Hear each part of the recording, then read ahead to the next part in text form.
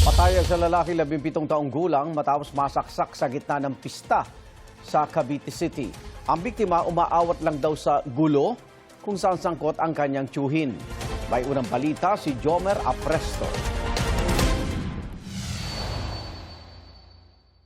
Ganito karami ang dumalo sa taunang Regada Festival sa Cavite City kahapon, June 24. Pero ang masaya sanang pagdiriwang ng kapistahan, nauwi sa gulo nang magkaroon ng insidente ng pananaksak. Patay ang 17 anyos na biktima na napuruhan sa leeg. Batay sa investigasyon, umawat lang ang biktima sa gulo na nagsimula raw sa simpleng sagian. Actually, ang kasuntukan talaga nitong isa sa ating mga suspect, itong tiyuhin itong victim. Umawat itong victim.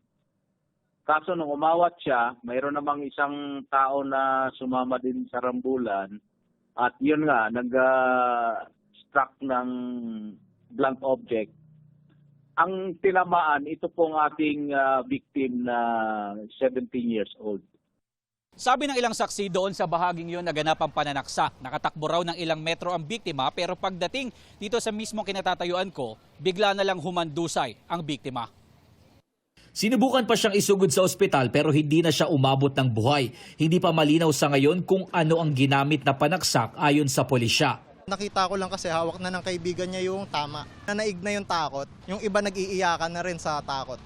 Naaresto ng mga otoridad ang 34 anyos na sospek na pinaniniwala ang unang nakaaway ng tiyuhin ng biktima. Ang itinuturong nakapatay sa biktima, agad na tumakas at nagtago. Nakausap natin yung mga magulang, pati yung asawa niya. Subalit, hindi na po natin naabutan doon yung tao at hindi na rin makontak ng mga magulang niya. Ito po ay may trabaho, sabi nitong ating isang witness ay minsan nagko-construction at isa din po itong tattoo artist. Nasa kustodiya na ng Cavite Component City Police Station ang naarestong sospek at inihahanda na ang mga reklamo laban sa kanya. Sinubukan namin kausapin ang pamilya ng biktima pero tumanggi muna silang magbigay ng pahayag. Naikipag-ugnay na rin kami sa lokal na pamahalaan ng Cavite City pero wala pa silang tugon sa mga oras na ito. Ito ang unang balita. Jomer Apresto, GMA News.